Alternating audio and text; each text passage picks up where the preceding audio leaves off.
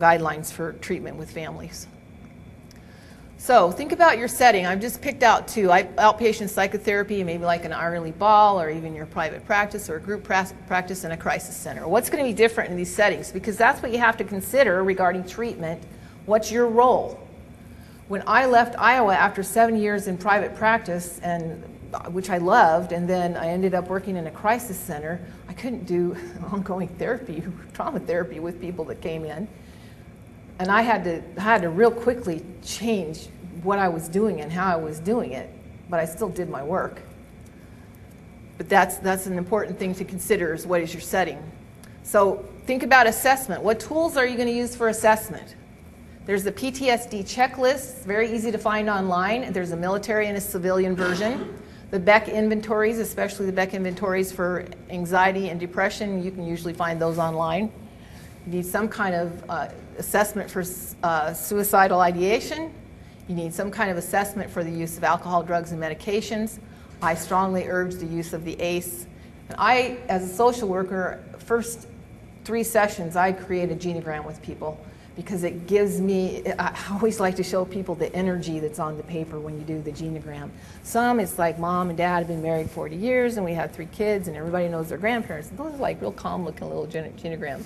You get these other ones where there's 3 stepdads and 4 stepmoms and all these half siblings and everybody living around with everybody else. There's like a lot of energy on the page, and you can show that to the person and say, wow, you've been through a lot. And then they see that. So it's a tool. This is another one I like to use. I like to use timelines for social relationships, employment, just whatever the person happens to bring in. I first used timelines when I was working with adolescents at Mary Greeley. We'd have these kids that would end up in the hospital. This one little girl was always talking about ending up in the hospital, and in her conversation was always after a boy broke up with her, and she didn't even put that together. So I had her put, you know, all the times that you remember cutting, all the times you remember being in the hospital, now put all the times you remember a boy breaking up with you. And all of a sudden she saw it. She goes, whoa, I didn't know I was doing that. So timelines are a really good way to help people see things. I always like to ask people what was useful or not useful if you've had any past treatment. What's not helpful for you? Not that I might not duplicate it, you know, maybe it wasn't helpful because they weren't ready for it, but you learn something that way. Your treatment plan needs to take into account their education, their skills, and their ability to process. And your discharge plan needs to include supports and goals, and you do that from the beginning. One form of treatment that Babette Rothschild uses, she has the person tell the end of their story at the beginning, so that they can kind of have something in mind that they're going to. If you are totally recovered and living the life you really want to live, what would it look like? And that gives something for people to look toward. In a crisis center, you would use some of the same tools, maybe in a little briefer fashion. You would get a brief social history. You would ask them about their supports and try to give them referrals for supports. You would look at their immediate needs, and I use a handout from SAMHSA called Self-Help, or Dealing with Trauma Self-Help Guide. It's a little 10-page guide, and we're going to see a little video here about how to use it. And then we give them referrals. That doesn't, I would do this in the crisis center, and I had a little 3-minute spiel. I would ask people about trauma. I say, wow, it looks like you've been through a lot. Has anybody ever used the word trauma? And I would go through this little booklet with them, and more times than not, people would say, thank you for helping me put the dots together. I never saw that before. Oh, come on. I didn't, yeah, don't worry about it. Thank you. Talking to your computer doesn't really help, but I do it anyway. All right, and then ideally there would be some follow-up. Well, that's one thing we did do at that crisis center. We would call people 1 to 3 days and see what was going on, if they followed up on the referrals at all. So again, we'll look at that ACE. It's not enough to just ask, have you been abused? Keeping in mind about the defense mechanism that's in place. We can make this into a discussion about your health. You know, you need to look at this because it's affecting your health, or it could affect your health. The thing we need to think about with the ACE is, how are we going to use the answers they give in a therapeutic way? You're just going to hand it to them and go, okay, that's your ACE score. Wow, that's pretty overwhelming to see when somebody thinks they're doing pretty well and they got like an 8 out of 10, but of course they're in your office. How are we going to use that in a recovery-oriented way? So comorbidity. Comorbidity is when we have more than one diagnosis on the same person. Does anybody in the room see that as a problem, or have you ever wondered about it? Just a show of hands would be very helpful. Nobody? Anybody? One person? Okay.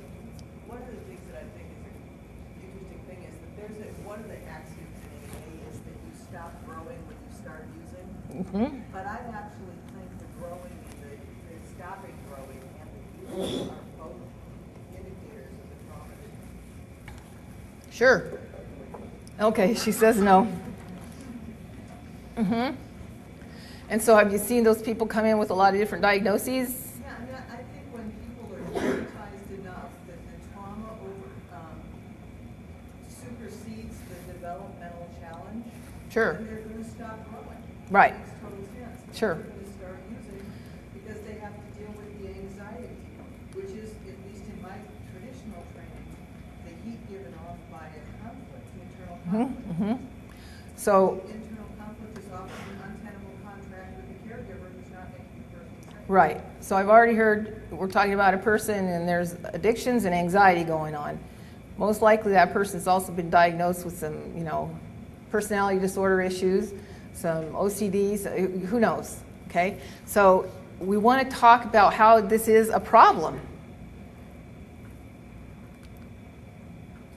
So Wikipedia, which I like what the person who wrote this says, it says in psychiatry, psychology and mental health counseling, comorbidity refers to the presence of more than one diagnosis occurring in an individual at the same time. However, in psychiatric classification, comorbidity does not necessarily imply the presence of multiple diseases. Instead, it can reflect our current inability to supply a single diagnosis that accounts for all symptoms. So think in terms, for a moment, in terms of symptoms, when you're thinking about all these different diagnoses, and think in terms of trauma-informed. Somebody who's agoraphobic, somebody who's anorexic, somebody who's OCD.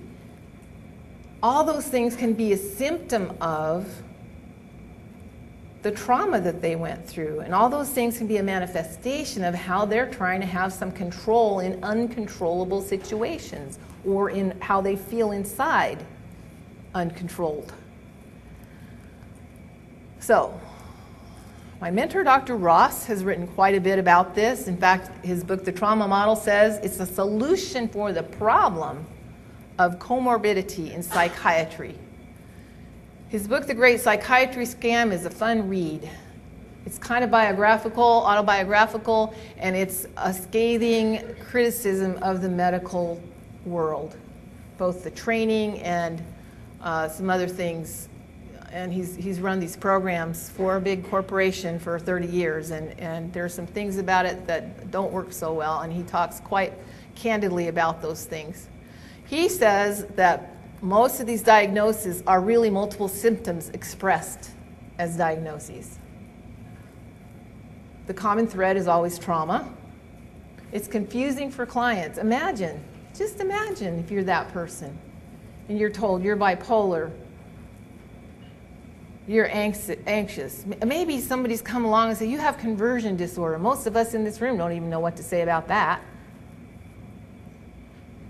And you've got maybe 10 of these on a piece of paper that you're looking at, and you're trying to live your life.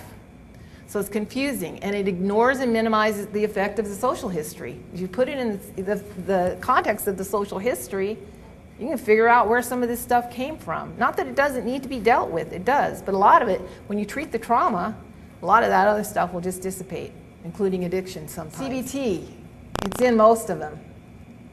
Many of the ones I didn't put up here, they're cognitively based. Because this stuff has a good track record with research. It does work to change our thinking. Even Louise Hay, the queen of positive affirmations, that's what she's doing, is helping us change our thinking, right? And it's not magic. In fact, sometimes it's pretty hard work. But I often actually get down to what I call the nitty-gritty of cognitive behavioral therapy, and I teach people what's the origin of the word should to scold. When I'm shooting on myself, I'm trying to scold myself. It doesn't work. So let's try something else. Labeling. Labeling doesn't hurt. If somebody runs me off the road and I call them an idiot, did I tell them anything they could change? No. If I start describing behavior, then maybe that person will listen to me. That, to me, is teaching a person how to use cognitive behavioral therapy. So when I've had people get this book and work through the first 3 chapters of it, I see people make lightning speed progress, trauma, big and little. So I think it's very important, and it's the foundation that, I've had people tell me, well, I've had therapists tell me I think too much, I'm too smart. And I said, well, let's use that to get to your emotions, because they're telling you that you're resisting your emotions. Well, if you work through the cognitively distorted beliefs about yourself that you got when you were a kid, it's going to open up your feelings. And so I have a hard time when I hear about therapists who say, I don't deal with family stuff, I only do CBT. I was like, how do you do that? I don't know. So the family, there are a lot of family models out there where they go in, and this is in inner city areas a lot, with a lot of diverse families, multicultural families. All these models have been used and shown to be effective, and the families get involved. And then the last one we're going to look at is for organizational change. The sanctuary model is something that Dr. Sandra Bloom came up with in an inpatient program. It was at first a treatment modality. But then she took that treatment modality and started looking at organizations. So I'm going to read a little bit here about what she says about the sanctuary model as a living philosophy. She says the process of creating sanctuary begins with getting everyone on the same page, surfacing, sharing, arguing about, and finally agreeing on the basic values, beliefs, guiding principles, and philosophical principles that are to guide our decisions, decision-making processes, conflict resolution skills, and behavior. There are no shortcuts here.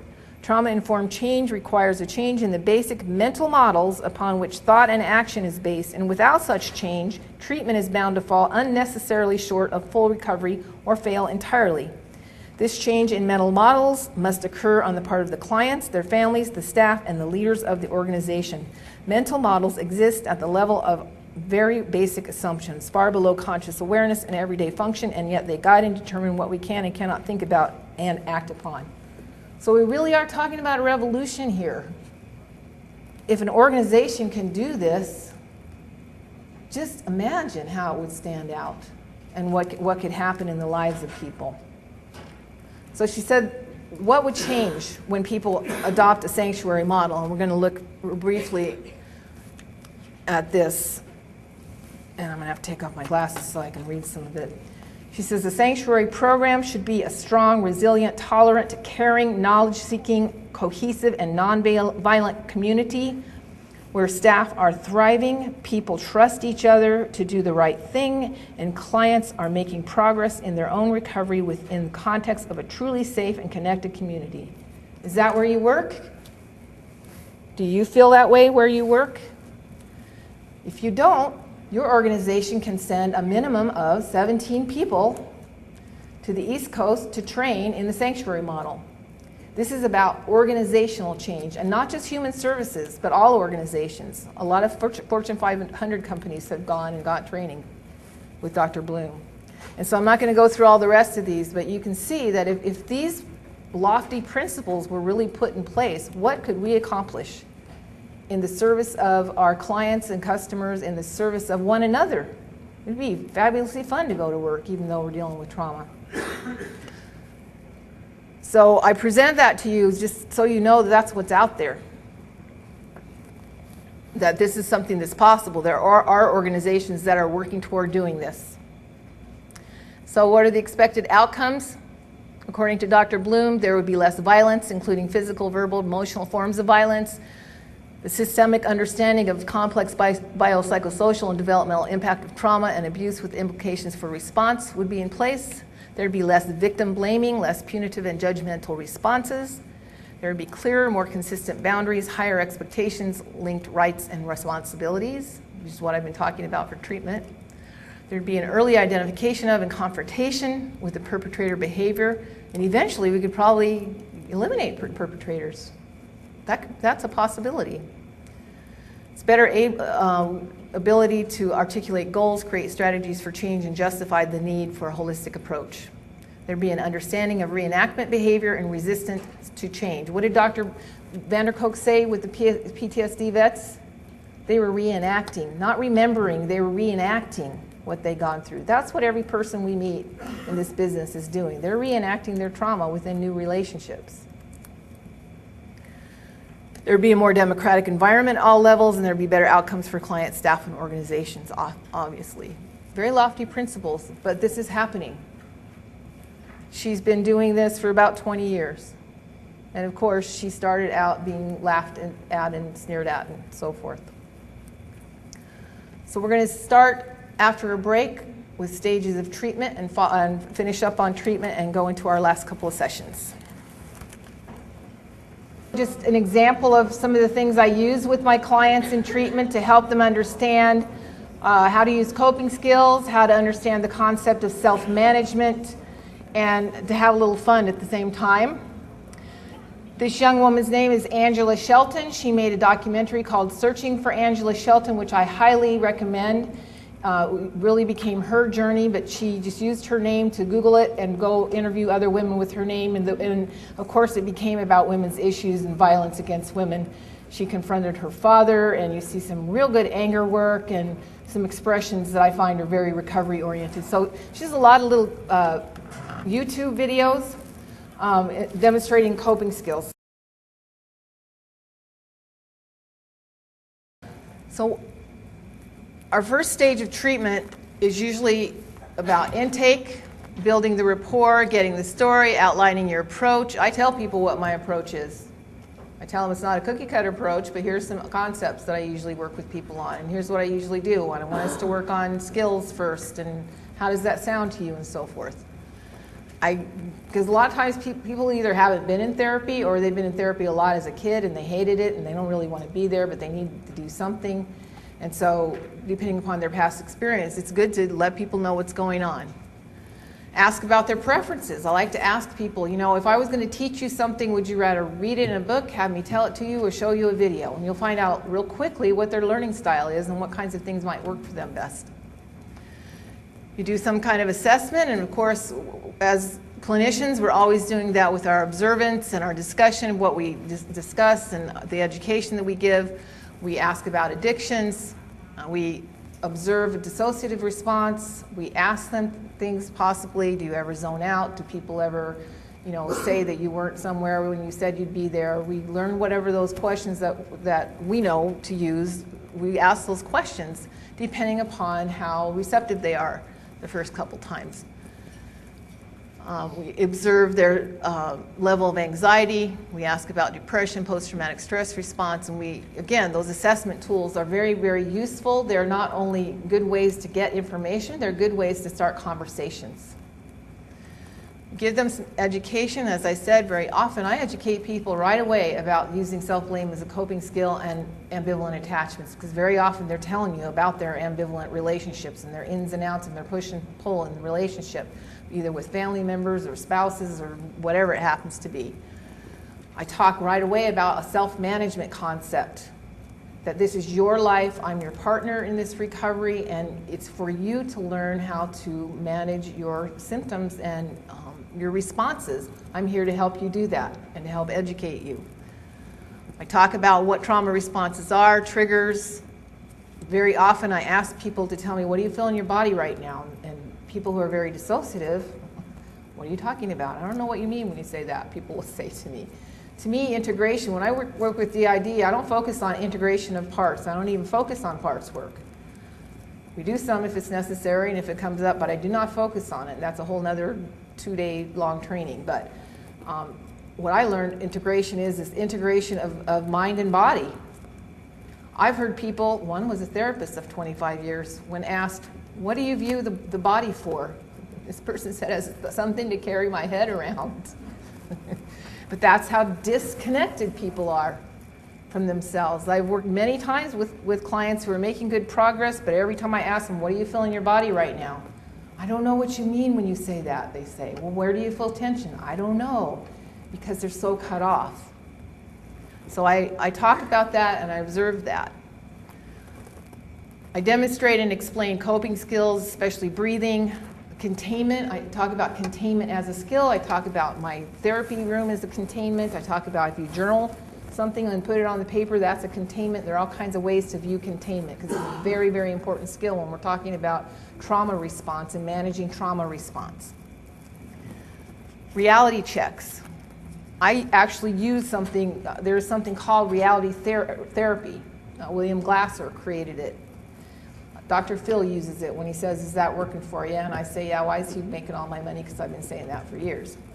But the gist of it is if you tell me you want this goal, but your actions are here, those things aren't going to ever meet up. And so my compassionate challenge to you then is, how can I help you get those things on the same path? You're saying you want this, but this is what you're doing. How can I help you change that? And what are you going to face when you are in that change process?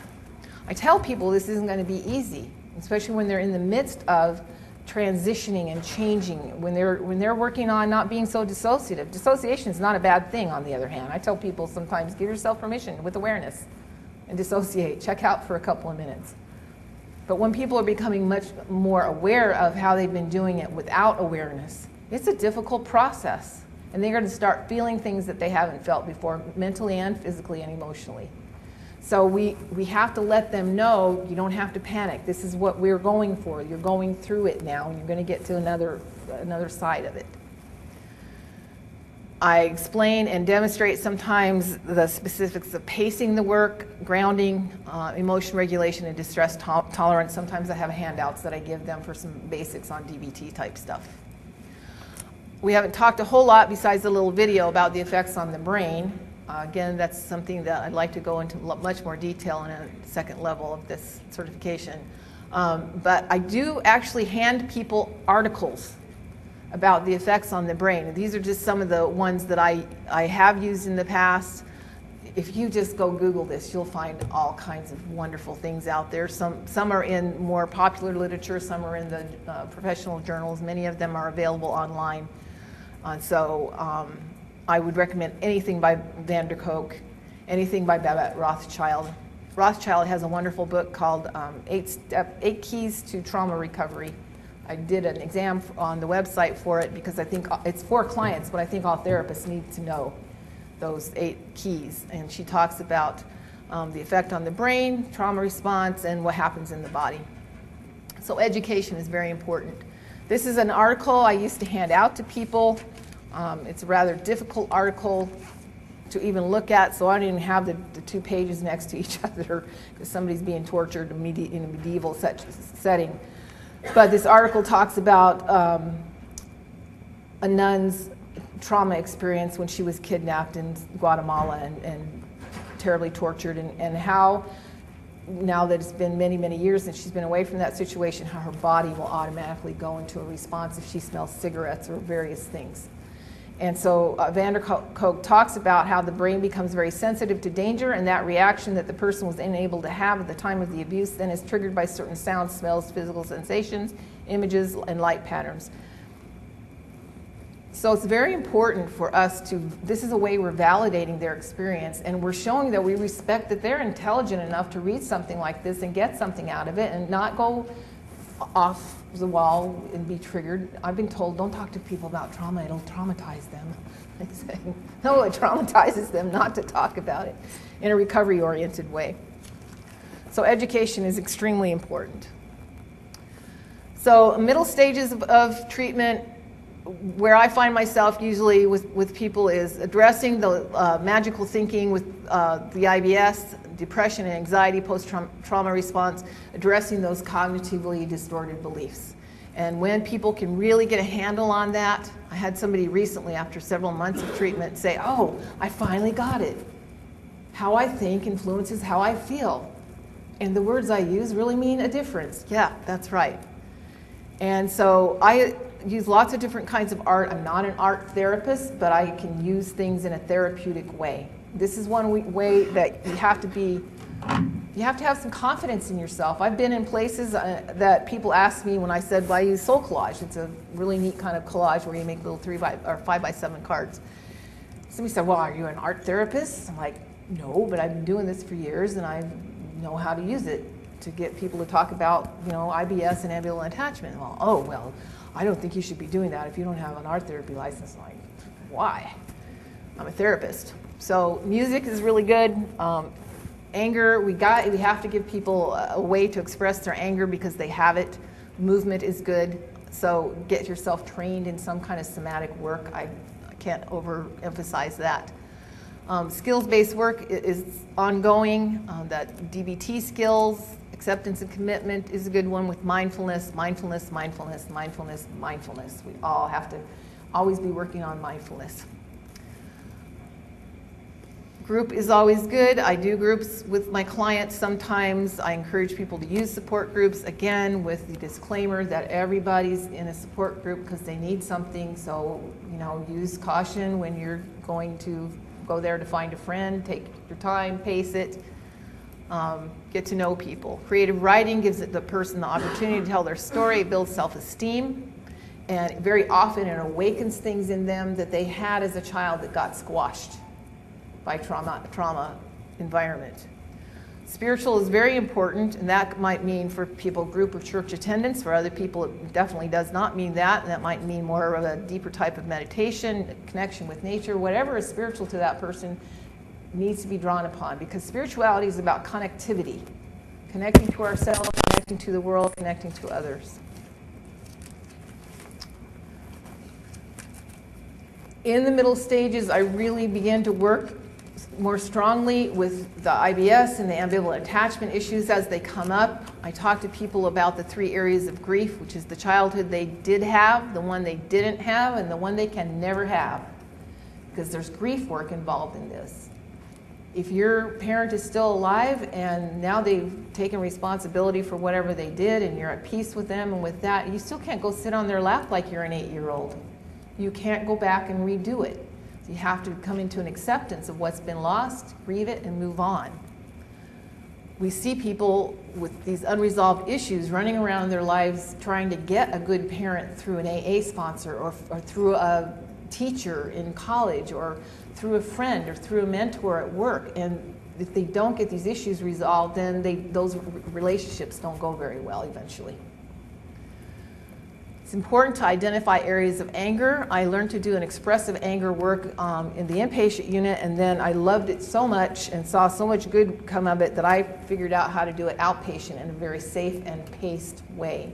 So that'll be part of my second certification level that we'll talk about how to do that. But do create or validate at least some way for your clients to express anger. Even when I worked at the Navy and I couldn't do expressive anger with the guys, but they went and had 2 hours of gym every day, I said, when you're punching a punching bag, I want you to figure out who and what you're angry about. And for a short period of time, I want you to work that out. When you're running, punch the air, but don't do it mindlessly. Good research shows that mindlessly punching a pillow only ramps up the anger. So there's a lot of preparation, a lot of understanding and identification of who and what are you angry at. Because when people are stuck in anger, they need to get to their grief. When they're stuck in grief, they need to get to their anger. They need to integrate all of that so that they can have the compassion for themselves and eventually even for, if they want to, for those that hurt them in the past. Because if we don't do this, we don't give people some way to express anger, this is who we're really working with in our offices. Even if they look like adults, this is who we're working with. And we don't want to leave our work and still have the person stuck in this. Anger, we demonize anger in our culture. Anger is just an energy that needs to be expressed and discharged from the body. And again, that's why we need to get into some kind of somatic work or encourage them to do that. In latter stages, the client's able to participate in somatic therapy if they choose. They begin to develop compassion for themselves and for others. They begin to take steps to reach their life goals. Maybe they go back to school. Maybe they start working again or part-time or volunteer somewhere. They are building relationships, whether that means friends or whatever it might mean. I tell people I have no agenda for you except that you eventually become your own therapist, because you don't need me forever. We all have our own answers, and I'm just there as a tool to help you find yours. This is another way that I have depicted a recovery process in order to help people know that if you get stuck as you're going through these various stages, go back to the basics. Always go back to the cognitive work, because probably you got some cognitively distorted beliefs and thoughts that are happening that are helping you stay stuck in some way. So what are the ethics of this work? We need to really consider what the ethics are. Safety is first and foremost. So we have to have an understanding, I believe, about how the self-blame works as a coping defense, and how ambivalent attachment in relationships keeps push-pull, keeps people in relationships where they might be getting victimized or they might be perpetrating something. We need to be aware of that so that we can help them identify it. We need to be aware of their current life circumstances and age. I've had people that maybe they're in their 40s and for some reason they've had to move in with their elderly parents who they allege hurt them when they were children, and they want to do trauma work, and I say no. And when they push it, and I've had people, this was early in my career at the IOP, I had one person come in with her wrist dripping of blood one day. I said, we have to go to the hospital now. And it was because she kept thinking about this stuff, she wanted to do it. Her parents were elderly and were hurting her now. But being in that whole household was very triggering. So we have to consider what are the circumstances that the person is living in. If they're still living in circumstances where they're either still getting hurt or there's the people that are there are the ones that they allege hurt them, and there's such an emotionally charged atmosphere, you don't want to do trauma work with them. You can do stabilizing and coping skills, but you don't want to take away, this is especially true with children, you don't want to take away all their coping skills. They might need to dissociate and check out a lot to cope with what they're living with.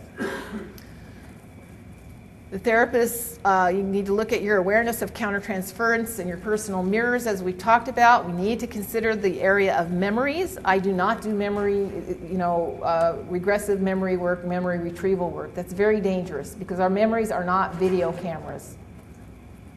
So what I learned with Dr. Ross is that we take what he calls a therapeutically neutral stance. Now, I work with what the client brings to me. And I use neutralizing language sometimes. I have compassion for them. I affirm and validate their expression as they express it to me. And I don't get on the boat and say, let's go sue your mom for doing that to you. Because I'm not a lawyer, and it's a whole different thing in a court of law than it is in my therapy office. So a lot of people have gotten themselves in a lot of trouble with regressive memory work, and it's damaging to the clients, and it's not really recovery oriented. Now, as people's memories come up, don't get me wrong, I work with that. I don't tell them, oh no, we don't do that. But you have to learn about this, and you have to have a way to look at it in context. Abreactive work is something that will happen, but I don't focus on it, and I don't evoke it on purpose. Because people need to stay functional. If they're working, they need to be able to go to their job. You don't want to throw them into a bunch of trauma reenactment and then they're in the hospital for 2 weeks. Now that can happen, but you don't want to be instrumental. And I know people that say, oh, that's all I do for trauma is abreactive work, and that's not very respectful in my view of the client's needs. And sometimes people will push for this and want to do it, but it has to be paced, especially in outpatient work.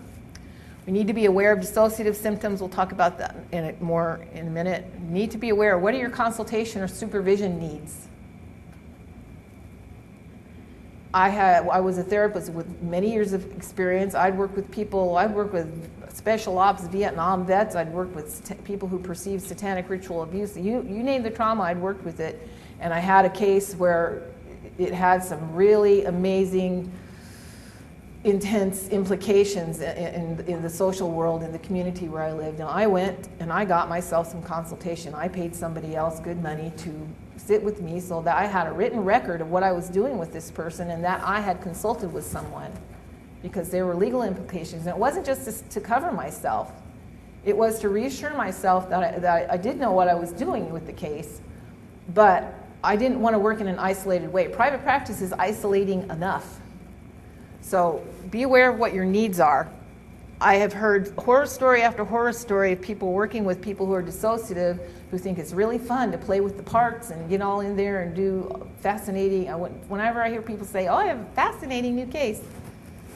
Oh, don't be fascinated by your client. Be compassionate with them, but not fascinated. So this is what Dr. Ross says about how not to get sued. He's very, very out there about it. Don't have sex with your client. Don't have a personal relationship with your current therapy client. Don't adopt the rescuer position. That's very difficult with some of these trauma survivors. Keep good boundaries, maintain confidentiality, obtain informed consent, very clear informed consent. Keep thorough records, maintain therapeutic neutrality, especially about memory content. Follow the principles and procedures of trauma therapy. Obtain written consultation if necessary. In other words, go and consult and get a record of that. Stay current with the literature and obtain supervision if necessary. And I say also, I guess it didn't go on there. Make sure that you have a real clear understanding about money, what you expect and what they can afford, because it can become a trauma or a therapy issue and a trauma reenactment issue, and you can become to resent your client if they are not paying you for your time. You're working, this is your job. So you need to have those things very clear.